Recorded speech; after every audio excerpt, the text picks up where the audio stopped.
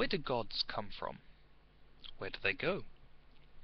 Some attempt to answer this was made by the religious philosopher Kumi of Smail in his book Ego Video Liber Deorum, which translates into the vernacular roughly as God's a spotter's guide. People said there had to be a supreme being, because otherwise how could the universe exist, eh? And of course, there clearly had to be, said Kumi, a supreme being.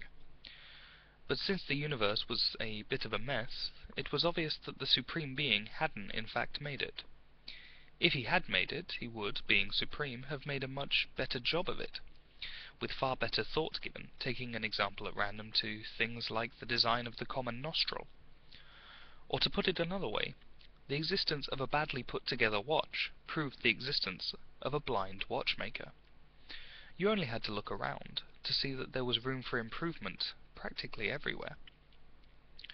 This suggested that the universe had probably been put together in a bit of a rush, by an underling, while the Supreme Being wasn't looking, in the same way that Boy Scouts Association minutes are done on office photocopiers all over the country.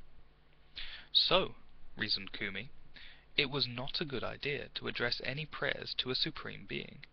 It would only attract his attention, and might cause trouble. And yet there seemed to be a lot of lesser gods around the place. Kumi's theory was that gods come into being and grow and flourish because they are believed in. Belief itself is the food of the gods. Initially, when mankind lived in small primitive tribes, there were probably millions of gods. Now there tended to be only a few very important ones.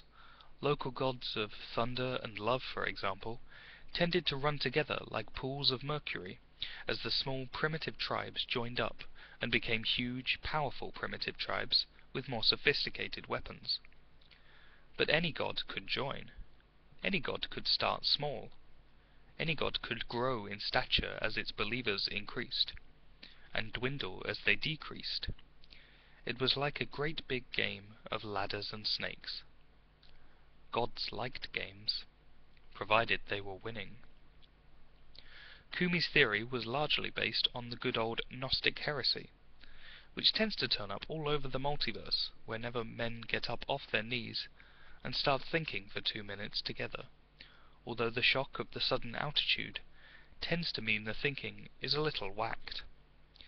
But it upsets priests, who tend to vent their displeasure in traditional ways.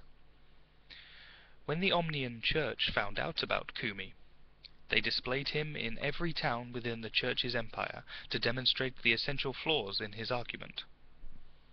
There were a lot of towns, so they had to cut him up quite small